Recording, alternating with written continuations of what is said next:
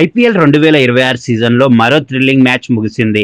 చిన్నస్వామి స్టేడియంలో RCB Chennai super కింగ్స్ను 43 పరుగుల తేడాతో చిత్తు చేసింది. ఈ సీజన్లో సీఎస్కేకు ఇది వరుసగా మూడో ఓటమి, హ్యాట్రిక్ ఓటమి. మ్యాచ్ అనంతరం సీఎస్కే కెప్టెన్ రుతురాజ్ గైక్వాడ్ మాట్లాడుతూ కొన్ని ముఖ్యమైన విషయాలు చెప్పాడు.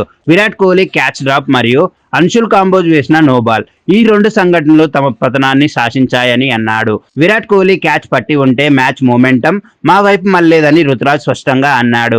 ఇన్నింగ్స్ ప్రారంభంలోనే ఆ క్యాచ్ డ్రాప్ అయింది. అది పట్టి ఉంటే ఆర్సీబీ బ్యాటింగ్ పై ఒత్తిడి పెరిగేది, కానీ అది జరగలేదు. అంతేకాదు అన్షుల్ కాంబోజ్ 18వ ఓవర్లో టిమ్ డేవిడ్ ను క్లీన్ బౌల్డ్ చేశాడు. డేవిడ్ అప్పటికి 28 పరుగులు మాత్రమే చేశాడు, కానీ ఆ బంతి నోబాల్ అయింది. ఫ్రీ హిట్ ఇచ్చినట్టు అయింది, కానీ ఆ తర్వాత టిమ్ డేవిడ్ పూర్తిగా చెలరేగిపోయాడు.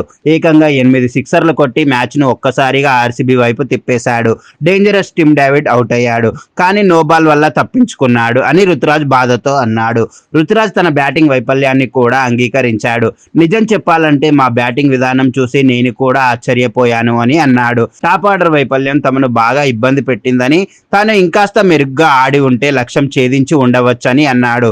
కానీ సిఎస్కే లోవర్ ఆర్డర్ మాత్రం చాలా ధైర్యంగా పోరాడింది. సర్ఫరాజ్ ఖాన్ 50, ప్రశాంత్ వీర్ 43, జమ్మీ ఓవర్టన్ 37 ఇలా అందరూ ప్రయత్నం చేశారు. కానీ ఆర్సీబీ బౌలర్లు భువనేశ్వర్ కుమార్, జాకబ్ డఫీ, కృణాల్ పాండ్యా వంటి వారు గట్టిగా బౌల్ చేశారు.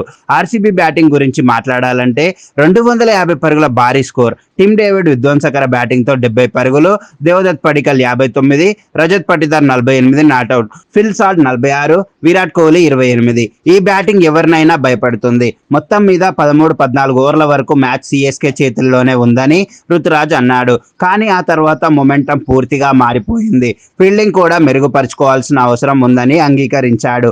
ఈ మ్యాచ్ లో టిమ్ డేవిడ్ ప్రదర్శనకు హ్యాట్స్ ఆఫ్ చెప్పాల్సిందే. ఒక్క నోబాల్ అవకాశం ఇచ్చిన తర్వాత ఆకాశమే హద్దుగా ఆడాడు. సిఎస్కే ఫ్యాన్స్ కి ఇది నిరాశ కలిగించే ఫలితం. 3 మ్యాచ్ల్లో 3 ఓటములు. ఇకపై టాప్ ఆర్డర్ స్థిరపడాలి, ఫీల్డింగ్ మెరుగుపరచాలి, చిన్న చిన్న తప్పిదాలు తగ్గించాలి. అప్పుడే మళ్ళీ విజయాలు సాధించవచ్చు.